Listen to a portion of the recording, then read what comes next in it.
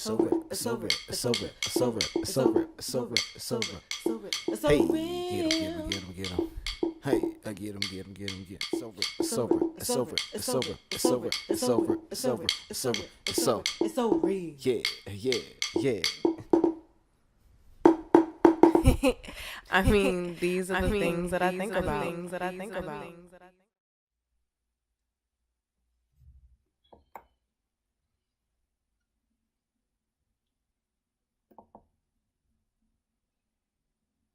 I'm gonna look at this one.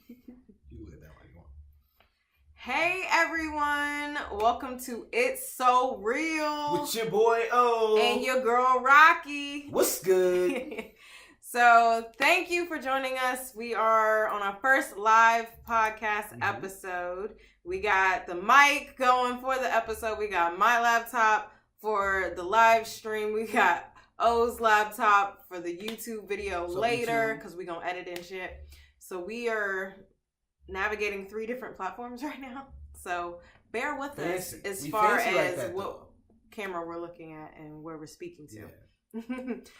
But so happy Father's Day to all the fathers out there. Shout out to all the fathers out there. Yes. Everything. Like, you brought kids into this world. Thank you for being active. Being present. In your life. You know? Understand that you need to work on your emotions. Expressing your emotions, regulating your emotions is an important lesson to teach your kids as well. Because they're going to have to know the stuff too. Like, I don't know why we think we don't need this skill. But anyway. We got a lot of work to do. Yeah, but that's not what this episode is about. Was there something else that was happening today? Oh, we didn't have our episode last week. So if you were wondering, I don't know if anybody was, but if you were wondering what happened, I went to San Diego for the weekend and I had billing and progress needs to do, so I didn't feel like recording a second one. I was like, that'll be all right. But had a great trip. Now I'm back. As you can see, I got my decorations for my storage. Check out the room. Hey. And still decorating, but these are the ones that I primarily got from storage. So I was able to put it up, make my space more me, and now we can have live episodes. Yeah. But today's episode was, it was inspired by the Amanda Seales interview on The Breakfast Club, but I definitely think it's something we've just been realizing more out in California, out in Northern California and Bay Area and Oakland, was we're just finding more people with our core values. Pretty much. Like a lot more people that have, those values that resonate with us that we may have possibly thought weren't out here before. Or weren't in existence. Maybe not here, but out on the East Coast, it was not apparent. So first, I do think we should identify what our core values are. But we've done it so many times. I know, but this would be the episode for it. Right. But yeah, when we came out here, it was just like, yes, thank you, yes, I agree. Oh my God, you're in my head. It's just and I'm drinking a ginger beer. It's not actual beer, even though if it was, I wouldn't care. But I haven't drank alcohol in a while, so that's why I said that. We on that team weed. Yeah. Oh no, it's gonna try to reconnect. I have a poor connection. There's nothing we can do. I can turn my hotspot on. Wait, your Wi-Fi wasn't on the whole time? It wasn't? Nah, so you was always on hotspot. No, it wasn't. That's weird. Oh no, he must have probably just shut it off or something like that. Mind you, we're on this thing too, so let's keep it moving. Right. Sorry y'all, my live video. That's why I said it don't matter. Let's keep pushing. Well, anyways, so we were finding more and more people who connected with our values out here. Right. So first, identify what our core values are, and then like how they were connecting with others. So what were your core values? Oh, you gonna make me start this when I'm trying to connect? I mean, you always got your like lineup. Yours takes a lot longer. Mine is a lot shorter. I mean, fuck, it's all right. That's what I said. Don't even worry about it. Keep it pushing. All right, so live video stop. But anyways, so my core values really boil down to like who I'm interested in dating, like because I labeled them as my core values because I want someone who relates to me. So first one is intellectual. Like you got to be able to stimulate my mind. And with that intellect, it's like also questioning things, questioning the things that you've been taught and say, hey, is there more opinions out there? Is there more perceptions out there? Like question things. Like, why do we use word to describe a word? Well, somebody was like, oh, you know, it came from the Latin. And it's like, yeah, but who decided in Latin that this would be that? You know? Think about it. But anyways, intellectual is the first one. Oh, man. I told you, I don't know why she keep worrying about this. She holding up the other video and the podcast. So my live video. Just because of the Facebook video live not going up. That's unfortunate, though. It's all good. It happens. We gotta figure this shit out, though. Facebook gotta figure it out. And the lighting looks way worse. Yeah, but how are we supposed to? Whatever. All right. So the second thing is, sorry, I'm still looking at this thing. The second core value of mine after intellectual is artistic, because I'm artistic. As you see, I like to be surrounded by art. So, and I think also with artistic, it comes with a sense of freedom and a sense of outside conformity and the norm that I attach with it. And basically being a fucking rebel and doing your own thing. Revolution! Yeah, I am a revolutionary. So, and with that comes the core value of being conscious. I will definitely say there are different levels of consciousness. Them hotaps. And that ain't me. Like, I've literally had to stop saying, like, I'm woke because people have... So, I'm late with everything because I'm trying to disconnect from technology and all that. So, I just watched the Dear White People episode about, what's her name? She was dating the host. Yeah! That shit, first of all, Dear White People was hilarious. I know. That's a good show. I forgot how funny it was. So, I gotta catch up on the rest of the season. But, yeah, there are a lot of guys like that out here. Too. There are a lot of guys out here like that too. I didn't realize that. Like one of the dudes, I was just smoking like the place that I go to, the dispensary I go to. Mm-hmm. There's an area there where you can chill and everything else like that. Mm-hmm. So sometimes I go there, and this is like a while back. I was smoking with this guy, just talking, had a good conversation, and he brought up some shit about trans people. I was like, where the fuck did this come from? Yeah. It's like it's stuff like that. It's like they have like little things that trigger them, like. It's anything, anything with women and anything with LGBTQ. I was like we was just having a conversation about like all these systems of oppression, and then he brought up them, and I'm like, that's because they think it's on the man's agenda for us to stop reproduction. And if you're homosexual or trans, you will stop reproduction. So that's their agenda thing. I wouldn't really worry about that. I'm saying how many heterosexual men, not to say this on Father's Day, but how many heterosexual men go away from the child and are like absent from the child's life? Now there are plenty who are present and the mothers are absent, so shout out to you. I will acknowledge that on today. Man. But that'll be hard. There's a lot more single mamas out there because fathers chose to leave. So yeah, first get all them kids. All right. Take care of all them kids. The kids who are in foster care, who haven't been adopted, take care of them kids before you say anything to me about failure to reproduce. And there'll be people in their own family who've done that, or friends who've done that, and they won't question them or challenge them or about anything. Like, how you going to treat your baby mom like that? How you going to treat your son? Exactly. Like, but then be questioning, how is the child going to grow up? What?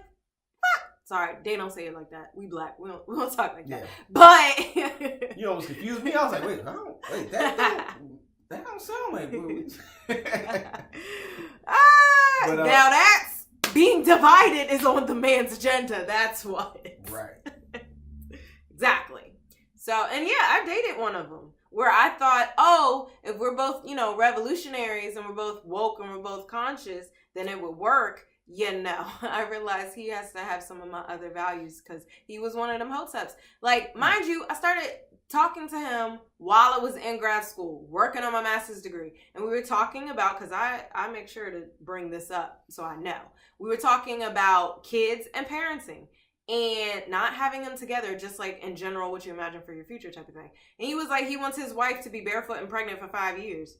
And I was like, I mean, I'm sure he'll find that with someone.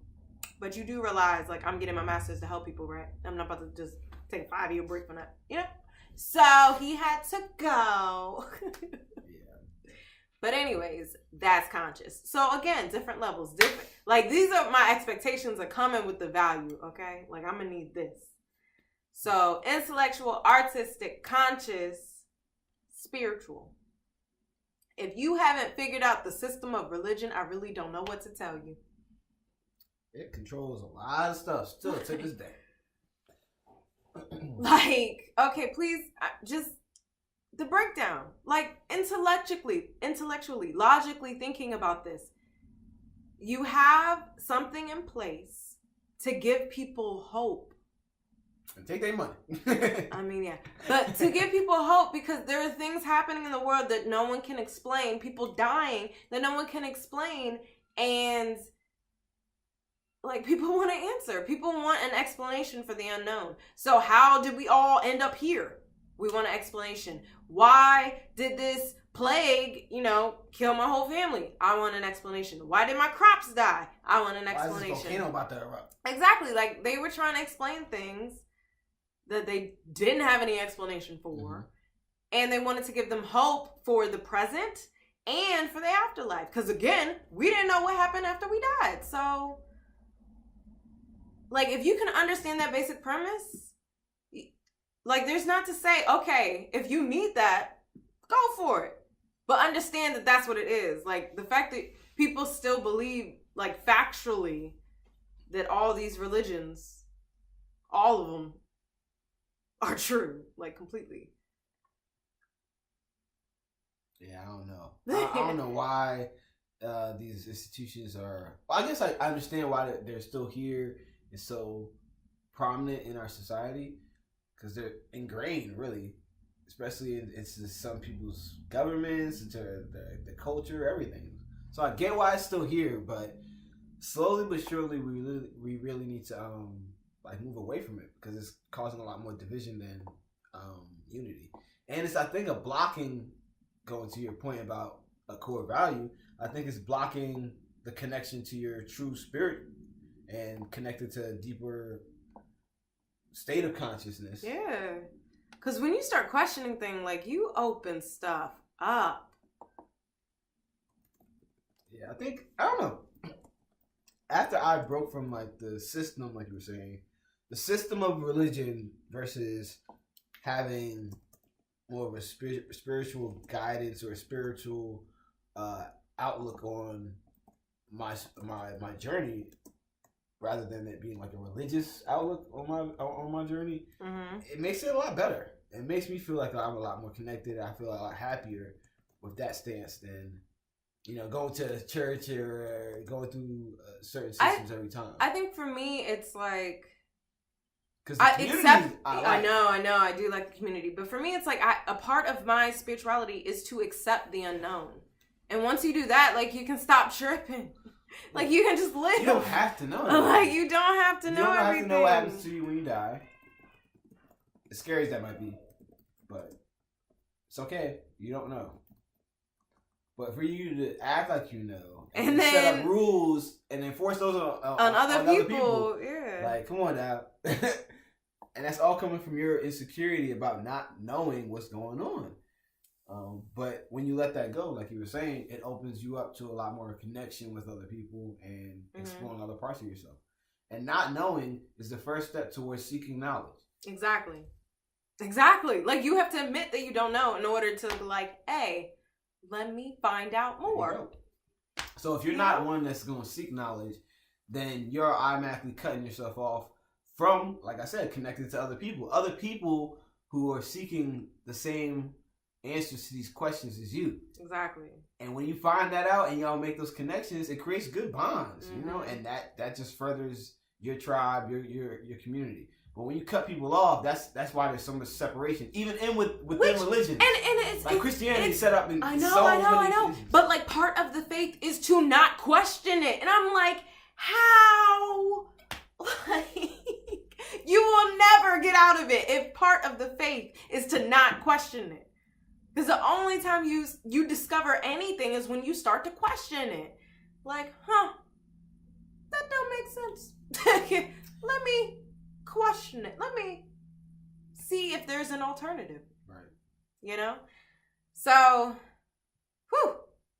So spiritual. So, okay, core values, because we just got back on live, on Facebook Live. So, intellectual, artistic, conscious, spiritual.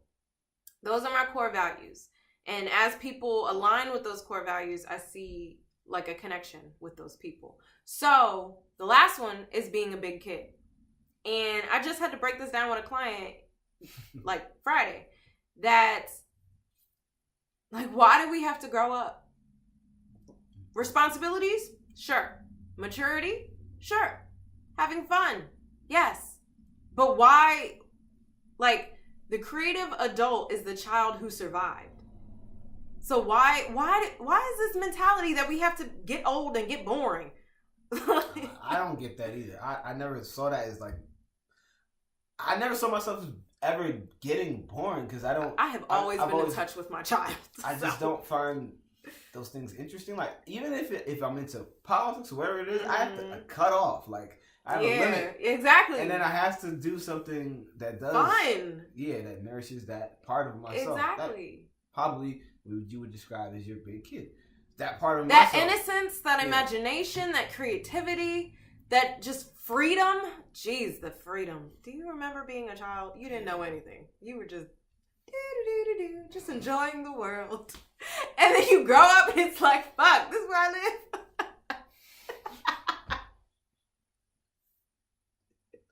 Wow. Well, you do. So again, fuck that. Yes, there are children with responsibilities. There are children who are mature. There are children who have fun. So why can't adults have the same thing? Just because you grew up in age doesn't mean it has to change everything about you. Good point. Which is why core value, big kid. It's huge for me. I will also say on the spiritual stuff, like people, and talk about not questioning things, people say you're not supposed to talk about politics or religion with your family and friends. And it's like, those are the things that impact your life. Why would you not talk about these things? You see like the setup? Like the setup is there. They don't want you to, that's why our education system is failing. They don't teach us anything because the more we Nothing know that you can use exactly in your daily life. Why were slaves not allowed to read? Let's answer that. Why were slaves not allowed to read? Because they would be like, this ain't the natural order of things and I want to be free.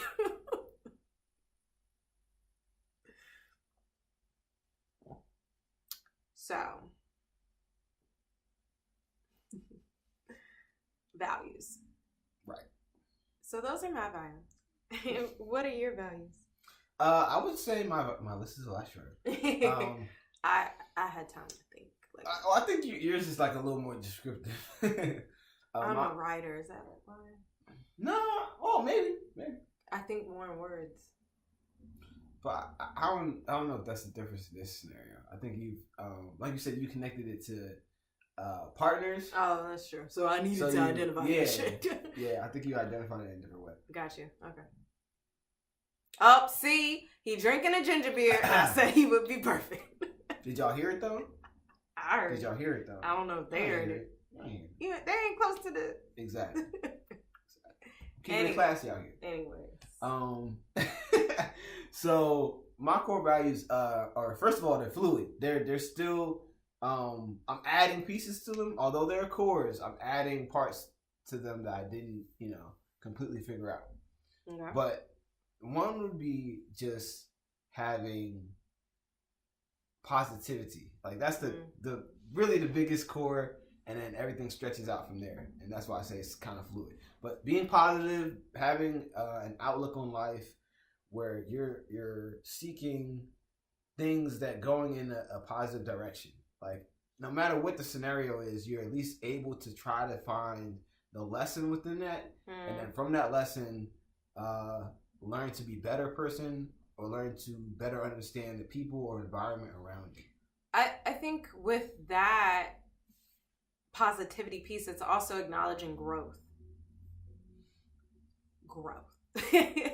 Because Insecure. Yeah, I know. Season 3. Can't wait. Can't wait. August. Is it August 12th?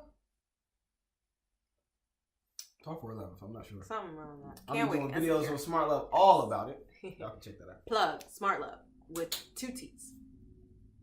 So with positivity, and you were talking about the lesson, it's like you never stop growing, y'all. Ever. You're living, right? You're experiencing something, right? You can learn something from that experience, right? And therefore you could grow, right? Got all poetical in y'all real quick. So, yeah, you're always growing. And I do think it's the positive aspect, because when you in negative thinking, you ain't thinking about growth. You in a hell, why is going on? I know. Yeah. So yeah, so that is if I had to pick the core, it stems from that. And then the rest is kind of like my tattoos. It goes from... Well, they can't see them, so explain. I will show some. I ain't gonna show it all. Because, y'all, it's a family show. Fuck out of here. No, we curse. No kid should be listening to this unless you're okay with the cursing. Oh, yeah. And the honesty. Oh, my God. Yeah, if you're a responsible adult and you know that your kids can handle this, then sure. Yeah, because sometimes, what Pharrell say? The truth will set you free, but first it'll piss you off. That is so fucking true. I'm so sure he got that from somebody else, but it's on the song, so it's iconic. That's what I equate. It's in there. But damn, like I was pissed. Cause you have a vision of what the world should be, and then you wake up to what it is, and then you're like, "Fuck, this is it," and I can't do shit about it. Like, oh, you can't do a lot. I mean, you can, but when you're young, it's young, like I can't do shit. So it was eye opening, and I wish I didn't know that Santa wasn't real. Equating it to that childhood memory. He had a different growing up, bearing up. Something. I ain't give a damn about no white man sliding down my chimney. First of all, my Santa was black. Thank you. Most people thought he was black in my house, black in my church, black in my community, and my parents wonder why I'm the revolutionary. I mean, what the hell was I saying? Oh, positivity. Oh, my tattoos. This one says love. You can probably see it on that camera. Probably cannot see it on the Facebook Live camera. His computer is better than mine. It's all good. This one says love. I got my shit mixed up. This one says love. This one says hope. I was doing it on the other side. I was like, wait, why is it looking like that? So this one says love. I really mixed not the word. Right. I'm like, why is this not looking like the words I want? I got mixed up because of the cameras. This one says love. It's on the side of my left arm. On the side of my left arm.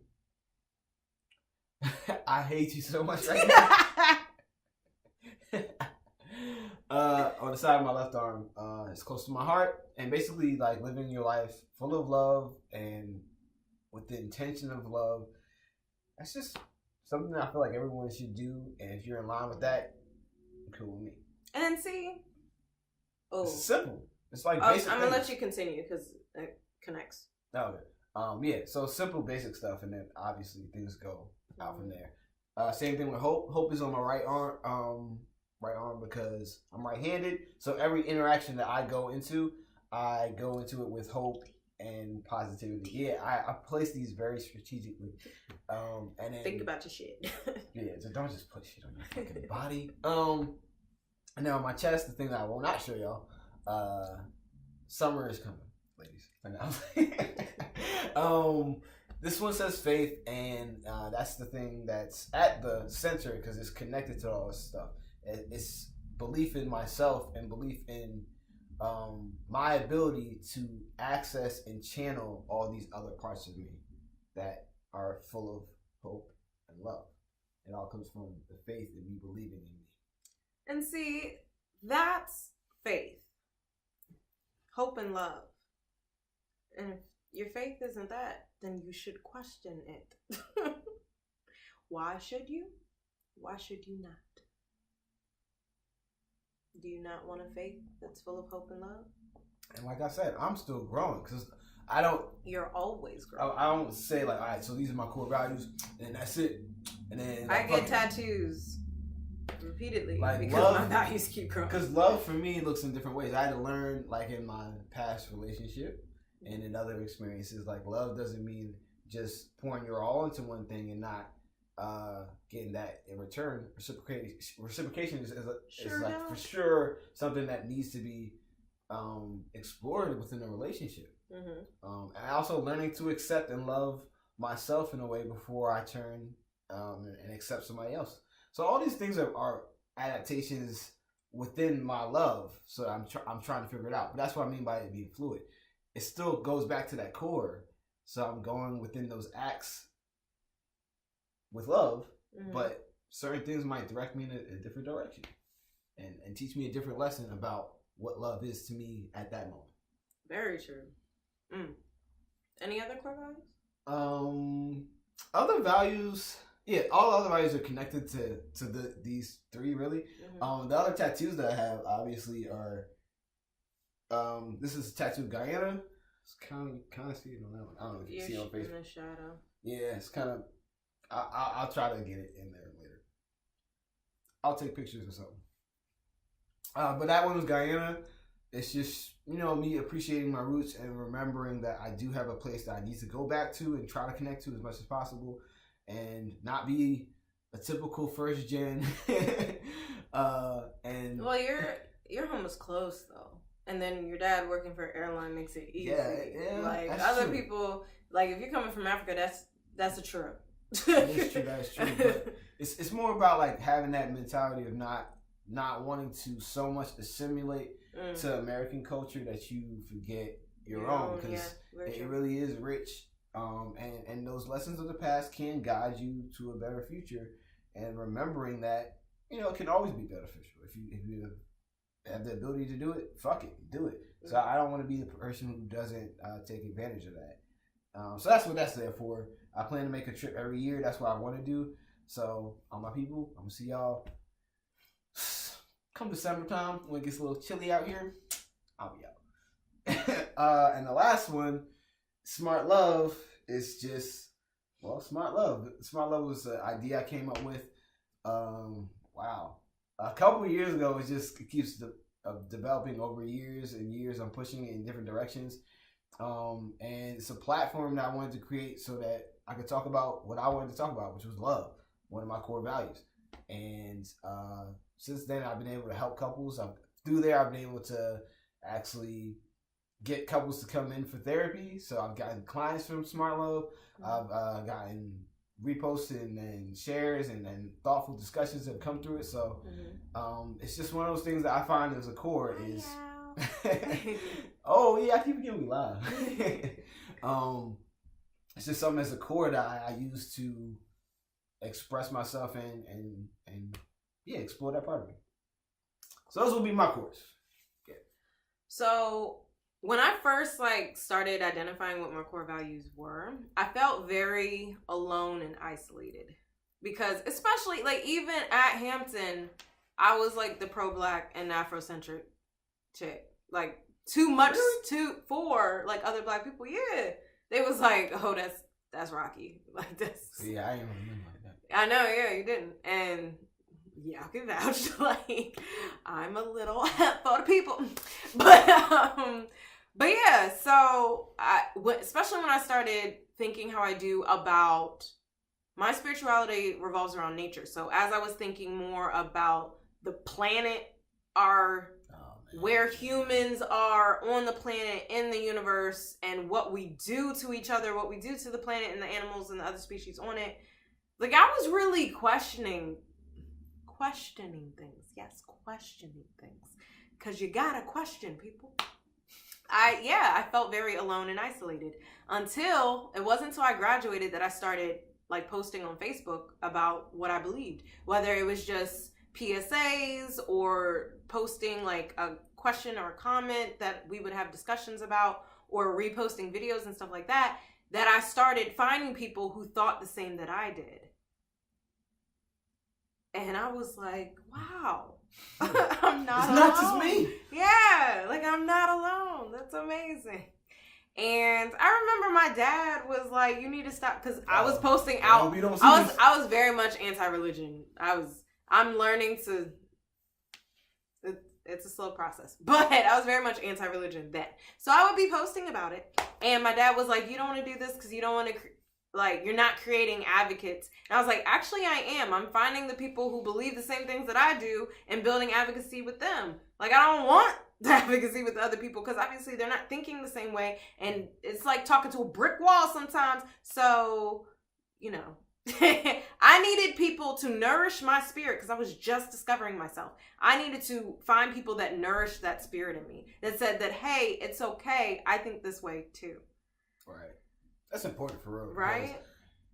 Sometimes you do feel isolated and like, damn, I'm really the only one. Oh, I thought I had issues. I was like, I go off the deep end sometimes. It's actually a lot of us, though. Yeah. I was like, I'm in my own little world. And the other thing I say about religion is, like, again, it's not to those who are, like, within their spirituality relies in whatever institution. Exactly. Hope and love. Like, that's what it's about. Because there are plenty of Christians that I know that are just really about the community, really about love, about all those things and those core values. And they don't trouble anybody. They don't really care about what other people are doing. Like, they're not worried about, like, oh, those gay people over there. Like, they don't really care. If, like, they're not gay, they're not tripping about it. They don't give a fuck. You do you, and I do me. Yay. And that's what it needs to be. Like, but the problem with it is the institution itself causes division. So it's a little difficult. And see, and that's the thing.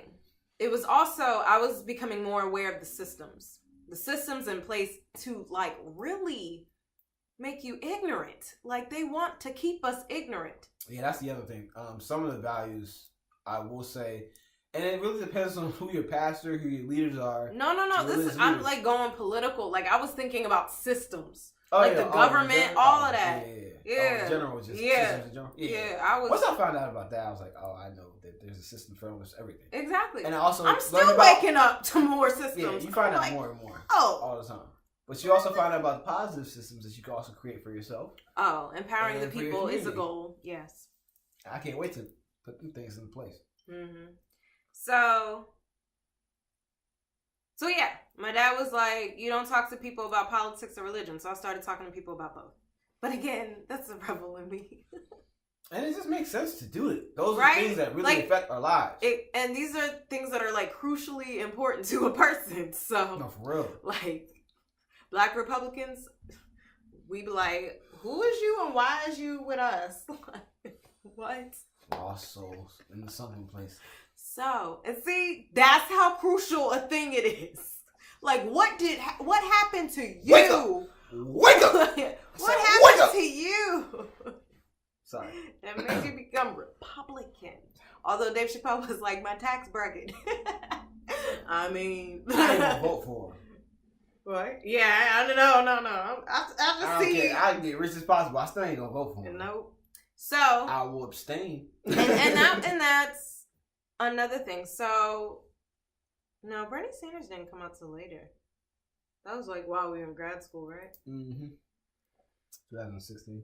Well, Bernie Sanders helped me open my eyes a lot because I was just like, fuck the system. I can't do anything about it. It's pointless. But when Bernie Sanders came out with his policy and his record, I was like, okay. All right. Like, but that's the thing, because I think he even thought he was alone in his thinking too. He was like, "Damn, he's the only one in the Senate. I know. He's probably the only one saying shit. I love you, all Bernie. these years. You were not alone." He's saying this because he's not saying nothing different. Like he might tweet this stuff like a little bit here and there, but he's been saying the same shit, and everybody's like, "Oh, that crazy old Bernie." Well, I have after the Democratic Party rigged the system. Yes, we ain't forget about that shit, bitch. After that happened, I have heard him saying more about fighting the system. Right, like bluntly, like we need to take this shit down. Yeah, like before it was like Medicare for all, civil rights, like equality and stuff, and I was like, yeah, you about it. But now that he's come out with the fighting the system, I'm like, you being for Medicare for all and public education is not enough. I need you to take the system down. Right. Because otherwise, somebody else could come right back in there. Exactly. And change. Do the same shit. Yeah. So, and it's like, hello, there's this one planet, people. This one planet. We gonna kill everybody on it and everything just because you make some money. And that's what I'm talking about. Like, our whole grid system is based on fossil fuels and other dirty forms of energy. And we need literally a whole new electrical grid system based on renewable energy. Exactly. And we did that, we would be good. Like, but I was driving because I went to San Diego, so I was driving. It's 9 hours from San Diego. That's crazy. And I left because my friend, she lives in Corona. So, Corona. No, it's Corona. Don't even. Corona. Look, beer. I don't know shit about Canada. Yeah, like I a just beer. got here. So, a Corona. There we go. Corona? As in like... The beer. Yeah, Corona. That's ginger beer. But anyways. Sorry, I'm looking at two different cameras. But, yeah, so that was like 6.5 hours left for me to drive to Oakland. So, there was a 3-hour gap in that drive where I was just going through high gusty wind areas. And I was driving a rental truck, so I could physically feel the wind shaking the truck. Scared the shit out of me, because I'm like, what is moving without my intent? So, yeah, I was like, but nowhere in that area were there wind turbines to collect that energy. I'm like, y'all stupid motherfuckers. So just California don't even, and that was like natural wind. Right, it's not going anywhere, y'all. It's just like this, just like the goddamn sun. Right, not going anywhere. Water, like, yeah, we may fuck it up and can't drink from it. But that's only because we keep doing the shit we're doing right now. But the water still exists. Shit, it's flooding. Get more. Yep. So. But yeah, that's like a perfect example of a system that just really needs to be changed. Exactly. Renewable energy. Yes. How we eat. I was just discussing this morning. I'm probably about to go full vegan soon. Trying to give up the cheese. It's really hard. I can't. I love cheese. That's the only thing. Like, I don't drink dairy milk no more. I don't have yogurt. I don't have ice cream. But cheese. Ice cream is hard. But there's substitutes for that too. Cheese is my love. It does not taste the same. For ice cream, I mean. No, cheese. Yeah, vegan cheese. Maybe I need to try different types of vegan cheese. But from what I had, no. Yeah, it's not really great. It's don't work. Just like at all. But I'm gonna try. That's a good example of a system too. Yo, have you seen the ads for milk? No. Like, I was on YouTube and I saw an ad pop up and I was like, man, I haven't seen one of these in a minute. And I'm like, you see how much propaganda that shit was? Drink cow's milk because you Got Milk. You remember? Yeah, Got Milk got the mustache and shit. Had the cookies and shit. Like, you know how much of a propaganda stunt that was to get you to drink cow's milk so there could be an industry off of it when you should have been drinking your mama's breast milk anyway. Like, what the? That's what I'm saying. A cow's milk is for a calf to grow up into a cow. It's not meant for us. It's not meant for us. But I can't let go of the cheese now that we have it. So I'm trying to. Sorry, Cal. I'll make you myself. So far the only thing that's really holding me back is pizza and macaroni and cheese. But even macaroni and cheese, I made some and I was like, I've had enough. And usually there's no such thing. So that ain't me. Mm-mm. Hello. So yeah, so we were talking about our core values, and how we felt isolated and alone when we first started realizing what they were, and how other people didn't think this way. And when we came to California, we felt more of a connection. But I also think there is a shift in perspective. Because, like, more celebrities are coming out. Bernie Sanders changed the perspective for a lot of people. I think a lot of people realizing that. Well, a lot of people are becoming more educated. Yeah. And when the difference between college versus grade school and high school is you're taught how to think, not what to think. Not for all, but for most, that's the gist for the universities. How to think versus what to think. So, 1, there's a lot more educated people. 2, the internet. Yeah, internet's if you have access to information, but like, there's a lot of bullshit too, because a lot of people. I mean, like, you do gotta shift. Believe in just like. And people have an opinion like, and have a platform. Like Trump, like believing that stuff. That guy lies like every minute. Tweets. He'll be out of here soon. I hope. We didn't think he'd be in there. But anyways. I'm not worried about it. Like I said, that's really out of my control. Let the investigation do their thing. Break the system up. Mm-hmm. I'm thinking 2018, all the rest of the elections, and then 2020, I'm going for Bernie. I mean, I really don't see anybody else. I know they're going to try to push a black candidate out there. Cory Booker. I know. And I'm like, nah, nigga. I'm from Jersey. You ain't going to... Like you took that money. You voted against bills that was in the best interest of the people. People from Jersey know what it is. Like buying prescription drugs from Canada. Really, nigga? That lame ass excuse. Safety. Do you remember? I don't forget, like, when I was younger, I used to be like, yo, I used to just believe politicians whenever. I know. Or I used to not pay attention. Woke up to the bullshit. But yeah, nah, fuck that. So what inspired this episode today was the Amanda Seales interview on the Breakfast Club. And like everything she was saying was like, yes. Oh, I love it. She's saying so everything that's in my head. Like mentally, she's fine. She's so fun. Mentally, she's fine. Yo, bro, she has a beautiful mind. I love the way this is him shooting his shot. I mean, I'm not really shooting my shot. This is why I would take my shot. Oh Lord.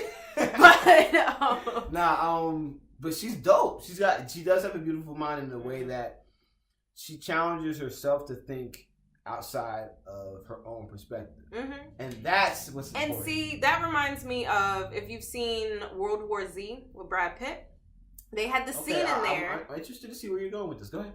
They had the scene in there where they were in Israel. So if you know World War Z, it's another zombie movie, right? Okay. So, and of course, it was a vaccine that went awry. But, well, actually, no. It may just been some bacteria virus. I don't know. Anyways, zombies. So Israel started building a wall. And Brad Pitt went over there because he was trying to find the origin of the virus or something. And he was like, what made you all start building this wall a week before the zombie outbreak? And they were like, they got an email and it said the word zombie. And he was like, you built a wall based on that? And the guy was like, I do not remember all this. Go ahead. In addition to Israel having the never again mentality, it's also, if 9 people think the exact same way about a thing, it is the duty, the responsibility of the 10th person to have a different decision. So, like, 9 people are like, yes. It is up to that 10th man to be like, no. And I was like,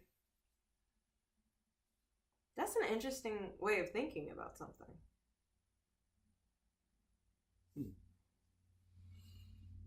Like, I don't know if I agree, but I get what he's trying to say. So what is he trying to say? He's basically trying to say that ideas should be challenged no matter what. Groupthink is not a good thing. Like, even if you do agree with the premise of the idea, you should try to formulate an opposite idea, an opposing idea. Just to see different perspectives. Just to see where there's weaknesses within your own. Yes. That's what it's about. Definitely.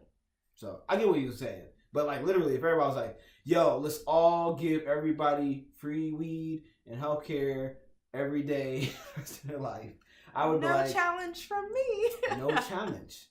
But then the challenge would be, if I were to think about it, like, okay, is there going to be some regulation on this? Can we give weed to little kids? That wouldn't be smart. See what I mean? So the first example sounded all good. But if I didn't challenge it and I was just like, oh yeah, free weed, yeah, then I would have been fucking up with some little kids who really don't need that shit. Exactly.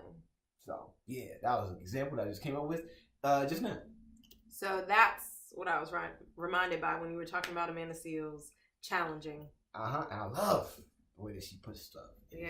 Yeah. If you haven't seen that interview in the Breakfast Club, definitely check that shit out. Yeah. But in it, she was talking about wellness and therapy. I suggest everybody goes to therapy. Everyone, therapy. you. I Definitely am you. Oh, you. You. I'm on my second therapist now. It's going lovely. Learning, Me too, growth, Insecure. And shout out to Molly on Insecure. I forgot what her name's Yvonne, the actress. Yeah, Yvonne. But Molly, the character on Insecure, went to therapy. And she's gotta have it. She went to therapy. The main character went to therapy. Shout out to therapy. Go to therapy. Find yourself a black therapist. Yeah, find yourself a black therapist, right? So, wellness. Again, I think it's coming with the education. I also think during Black Lives Matter movement, with seeing all the police brutality in the videos, we were like, whoa, there's a lot of grief, a lot of trauma. Yeah. My mental state is not okay. My emotional state is not okay. So let me, take care of myself. So with that, more of us are getting into the profession. Right. That's really important because we're going to need that, especially going forward. Yeah.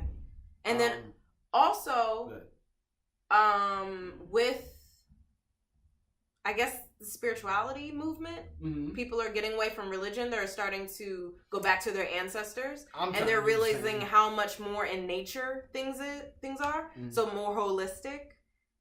So that's a different type of healing as well. And we're realizing, again, because there's a system in place to demonize even the healing practices of natives. I know, right? Like voodoo and shit. Right. Oh, that's a good example. Why is that bad?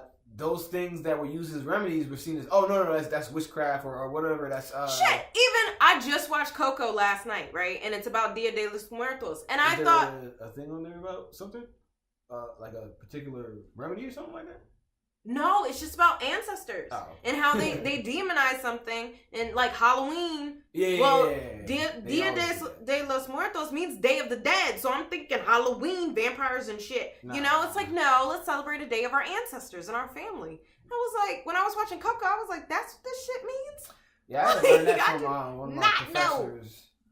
Thinking like 7th or 8th grade. Yeah, he was a black professor. Sigma went to Clark. I'm not sure. True. Yeah. Shout out to Mr. Rowley.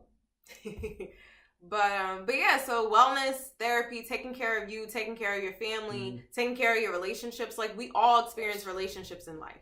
Like, I don't care who you are. You had a mama, you had a daddy, you had a grandmama, granddaddy. If you have kids, who you work with. Anybody you interact with. Exactly. That's something. I walk past on the street. Relationship. And sometimes those relationships go awry, and we need to figure that shit out. Very often. So that was one thing. A huge thing that's being more discussed is money. Yeah. There's a lot of people are just Wall Street talk. I like people. Well, not only just building up, but even the concept of money and how it controls America. It really does. It does. Now listen. Politics, which means it controls our lives. Right? Money is a piece of paper in which man gave meaning. Let me repeat that back. Money is a piece of paper that man gave meaning. And if you want to say, oh, well, gold was upholding, like, the concept of money, who put meaning on the gold? Somebody who said, humans. You think a monkey was over there and be like, gold, this is worth a lot. No. Kind of. Like a evolved monkey said, ooh, shiny, this looks like it's worth a lot. And then everybody else was like, ooh, yeah, shiny, it is worth a lot. And then that's how gold became valuable. That's pretty much humans, motherfucker, shiny. That's really how it started. That's what allows you. They were like, oh, this is shiny, and I haven't seen anybody else with it, so it's rare. So I guess it must be valuable. It's called the Gold Coast. That's one rare there. But and then diamonds too. Like, diamonds are abundant too. It's purposely suppressed so that they can inflate the cost. Again, inflate the cost. Yeah. Diamonds aren't rare at all. No, but I'm saying you have control over the money. Hello? I don't get certain people. do. Certain people. But I'm saying we could have a choice not to control it. If only certain people would be able to give it up, or certain people will want to fight back. Like, people are willing to do some shady ass shit over money. Like, do you realize in the scheme of the universe, exactly, scheme of the universe, how like insignificant money is? Like, really, people? When the apocalypse happened, and it's gonna happen, y'all. The way this planet is going, shit. I won't be here, but sorry, kids. But anyway. Yeah. Flint still doesn't have water. Money won't matter. It won't matter. Sorry, I was about to say that. Let's see. What's next? What time do we have? Oh shit. Does that mean we got 5 minutes left on the podcast? No, it's 50. Never mind. No. You can tell the time. I didn't. Oh yeah, we started at the same time. Yeah. Ooh. Remember when Amanda was talking about how people work for their dreams, and they're always working, they're always hustling, and it don't ever seem to like result in anything. Right. And she was like, you feel like you're owed the turnover after all that hard work. And it's interesting because that's also another shift in trying to live out your passions. Because a lot of us millennials were looking at our parents like, oh, they were saying, I hate my job. I hate going to work. I don't want to be here. This pays the bills. And we were like, I don't want to live like that. Like, I want to be happy. I want to be at peace. Why do I want to hate the one thing I will be doing for the rest of my life? Think about most days out of the week. I really need people to focus and like hear me when I say this. Like, majority of your waking hours are spent working. Most of your life are spent working. Like, think about your waking hours. So whenever you die, like are working or at school education, preparing. Which to is work. becoming more work. They're reducing the recess time. Like, kids need to play. That's how they learn. Yeah, that's how like kids you know nothing about kids if you're doing that, obviously. Anyways, sorry. But yeah, so if you're spending majority of your time at work and you're miserable, that means you are literally miserable for the most of your life. Yeah, makes no sense. And then you're doing that to do what? So you can say, oh, all right, at least I got a nice apartment, which I only spend this much time at. Or I got this nice to pay for my kids that I haven't spent any time with. So now I got issues. So you really got to think about it. It doesn't make sense. Just do the math. I'm not even saying nothing controversial here. Like, do the math. You're spending more time being miserable. So you're wondering why you're in a bad mood or all that. It's because of your work environment. And that's another concept. Remember when we were talking about adulthood, and there's this concept that you have to be boring and no fun. Like. Sorry, that's my first response, and then I think I'm a lot more eloquent, as you can see. Our first response is fuck that, right? But yeah, with this concept that work has to be boring and work has to just be mundane and it has to just get by, and I have responsibilities. You can have responsibilities while living out your passion. You should. Right. That's the way to live. Responsibility and passion. Balance, my people. With great power comes great responsibility. I swear, that is a legendary statement. Yep. And then what Amanda Seals was, what Amanda Seals had said was she got a Benz and she didn't want to post it on Instagram because she didn't want to be like one of those people who like change, oh, like you got money and they change you, or people are envious of it and stuff like that. And the other thing she said was, oh, that's it? That's all you got? Oh, you trying to set for that? Like, oh, what class is that? Mm-hmm. That she said she was worried that other people were going to think like that too. That's true. But she was like, was it Charlamagne? No, it was DJ Envy who called her and was like, yo. Fuck that. You earned that. Exactly. He was like, you can get what you want by being real and being yourself. And people need to know that you can get there by doing that. You have to, yo. Be you. Be you. Be true to you. Like, yourself. So your core values, be true to them. Don't let society shut you down from living the way that you want to live. That shit's so real. It's so real, baby. I ain't mean to do that shit. That's why it's called this. So, yeah, I think that's... Yeah, we almost out of time. About it. But, since we live, we did. ask for questions with that one viewer. Do you have any questions? I would say, what are your core values? Yeah, what are your core values? And basically, how do you rebel against the system? But it's a good question. I mean, because like I rebel. Like my doctor is Indian. I mean, yeah, I got fucking Kaiser, but I didn't have a choice with that shit. But you going for this Medicare for all, y'all. Right. We're getting out this shit. Exactly. So my doctor is Indian. My therapist is black. My eye doctor is black. My landlord is black. My roommate is black. The people I work with is black at a black-owned agency. My clientele is mostly black and Latina. Michelle. Like, I was trying to remove myself from the system as much as possible. Yeah, I still pay taxes, them motherfuckers. But we trying to control where those taxes go to from now on. Exactly. I got a black bank, one United Bank. Like, that's another one. Yes. We Buy Black is I'm about to put that like as a bookmark. I'm about to buy as much things as I can. Man. I want more black art. I want some more black art for sure. That was created by me. That's black art. Pardon my fro. This one I got New Orleans. I'm just look right here. Oh, yeah. Right in my neck. But yeah, I would say, what are your core values? Again, mine, intellectual, artistic, conscious, spiritual, big kid. O said his was positivity, growth. But yeah, that would be my question. And how do you fight the system? And if you feel alone, how do you not feel that way? Like for me, I go into spaces. Like the reason I moved to California. Yeah, that's another thing. I need to be in I see you, Kashif. Oh. Even though I call you Cash, the hell. But that's y'all. She tripping. I'm high also, but it's that could explain it. I'll get to your thing. What were you gonna say? Oh yeah, I was gonna say I need to be in a place of peace, constantly. Yes, maintain your peace. You know, is the default. Kind of like what I was saying is a quick example, like what we were talking about before with working. How you spend more hours working.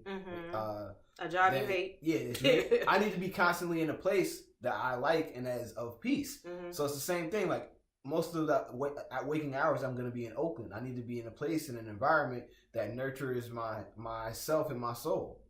Exactly. So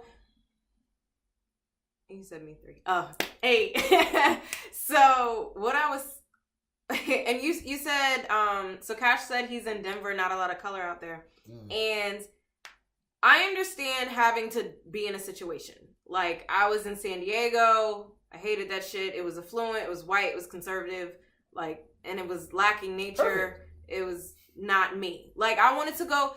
So the reason I came to California was because I wanted diversity, was because I wanted renewable energy, was because I wanted the vegan and vegetarian movement, is because I wanted a difference in spirituality. So I chose to move here because I knew that those were my values. And I had all those things like almost all my life, especially being vegetarian. And I was like, man, I wish I could go to a place that was like this.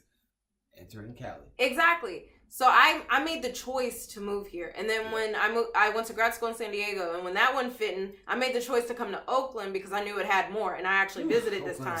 Oakland is like great for my spirit. So, and in the last year and a half when I first got to Oakland, I was in a housing space that was toxic. I was in a workspace that was toxic, and I couldn't go anywhere. Like, housing is ridiculous.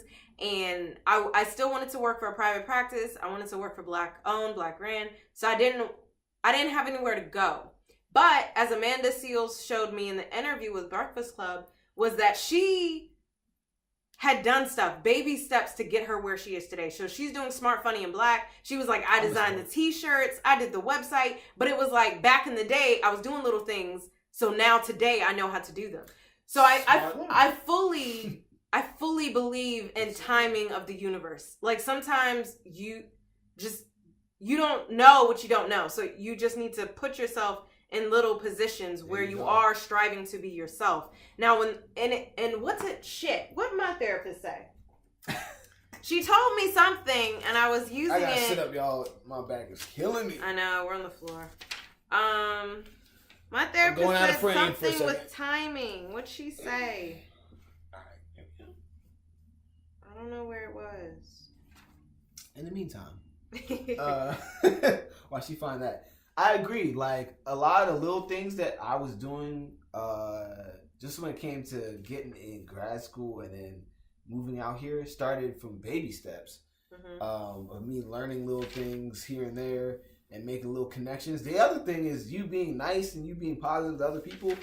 That shit comes back, and people have helped me out in positions where I was down and out, and I was like, damn, I don't know how I'm gonna get through this shit.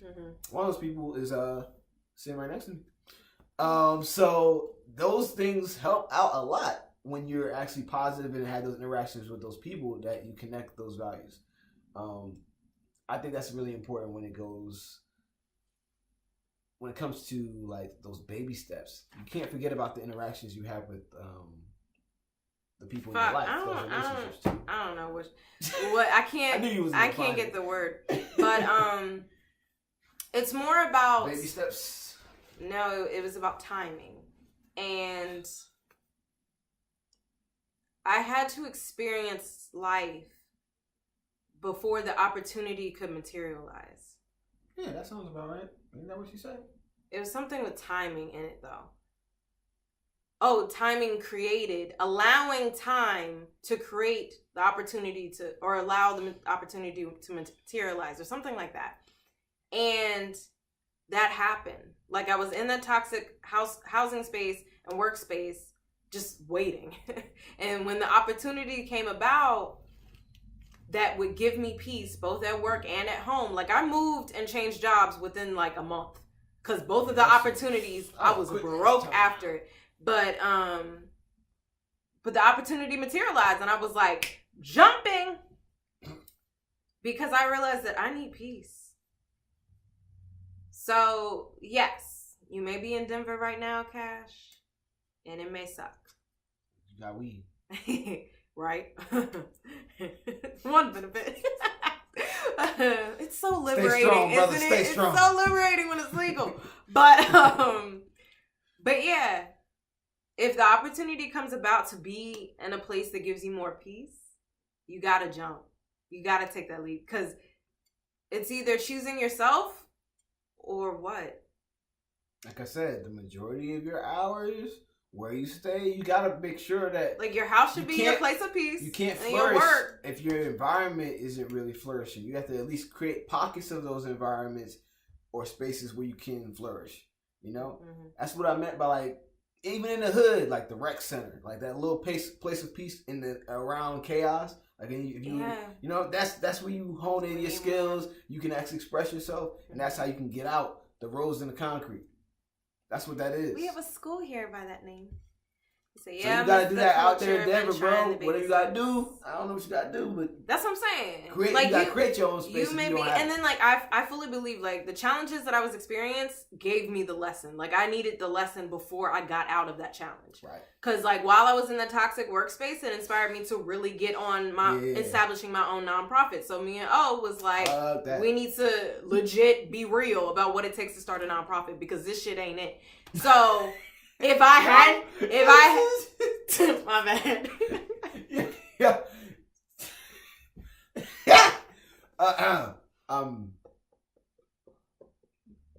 You know when you think you had something to correct something, and then you just made it worse and more awkward? That's what's happening right now. I had nothing to savor. That was it. It wasn't the vision that I had in mind. Let's just say that. Let's go with that. So it inspired me to get to work. And I don't know if I would have had that inspiration if I hadn't gone through the challenge. Yeah, the frustration was the catalyst. Yes, like literally. the day. It was like, okay, let's get to writing.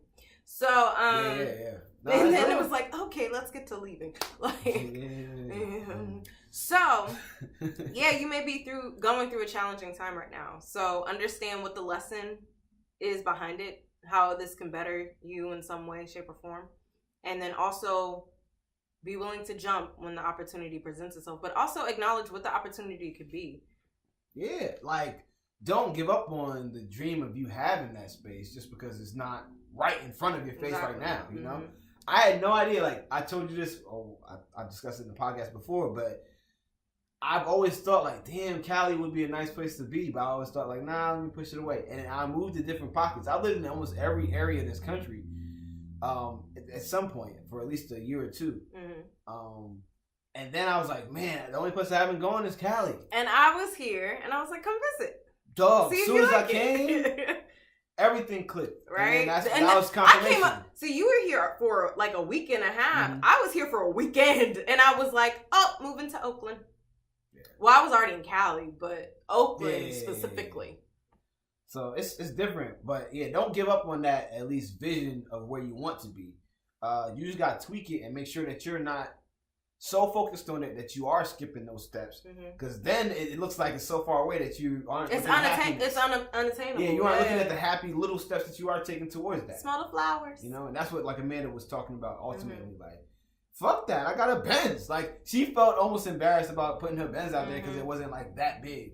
You know, like, fuck all that. Show off you got a Benz. You worked hard for that, right? You worked hard for that shit. Whatever it is, whatever your fucking version of that is. Mine was I motherfucking got a keyboard. Nigga, what? I got a keyboard and a new computer and a new fucking computer. That's what I did. So now it's a MacBook Surface Pro thing. Yeah, she has no idea what she's talking about. That does not exist. Do not look that up. If somebody sells you that, somebody sells you it's a Surface Pro. Surface Pro. If somebody sells you a Mac Surface Book Pro, you will don't buy it. You will get robbed. I promise you that's not a product. I promise you that's not a product. It's beautiful. Like, he can detach it. And then I saw this thing. Oh yeah. In Disney. It was like Read It and Weep. It was a Disney Channel movie back in the day, in the 2000s. Where she could flip, and I showed it to him too. She could flip the she was mad. How the monitor. Like, I've seen this before. Like, this is in the 2000s. Flip the monitor, right? So flip the monitor, put it down on the keyboard, and was like drawing on it. His you can totally detach, but you can also lay it down with the camera up. Surface Book 2 is a good, like, if you're not fucking with the Macs, like I'm not, and you want like the Microsoft version of that Team PC, Surface Book 2, that shit is fire. I promise you, you will not regret that purchase. That other shit, free. Do not buy that shit. Whatever, I don't know things such as electronics. It's the Atari Surface Book 12.9. Anyways, we about to run out of battery on this mic. So, but yeah, so that those baby steps, Cash, could be you traveling to see what could be a different opportunity for you. You may have to be in your situation for a little bit longer. Again, what's the lesson from being in that situation? But acknowledge that that's not the end all be all. You can make your life full of happiness and peace. It just may take timing for that to create see them little what that would be of space that you need, whatever exactly. it is. Whatever like it is. My house space is crucial. Like, I got a lot of light coming in my room right now. I got my art surrounding me. I don't got all that. That's why I be camping out here. What you doing? I got my little reading corner over here. I got my bookshelf, so it's tight. No, but that's nice though.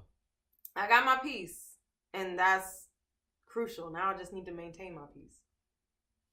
So, with that, thank you so much for listening to It's So Real with your girl Rocky and your boy O. Today we were talking about core values, but we got plenty of other episodes. Please check it out. It's So Real. That's ITSSOULREAL. It's So Real. We on Instagram. We on Twitter. All that. We about to be editing this shit and putting it on YouTube. Yes, sir. And of course, don't forget to check us out on SoundCloud. Oh yeah, where the podcast actually is. And if you have any questions, comments for future or past episodes, please let us know in the comments below. Thank you so much for listening and watching. Peace. Take care of you.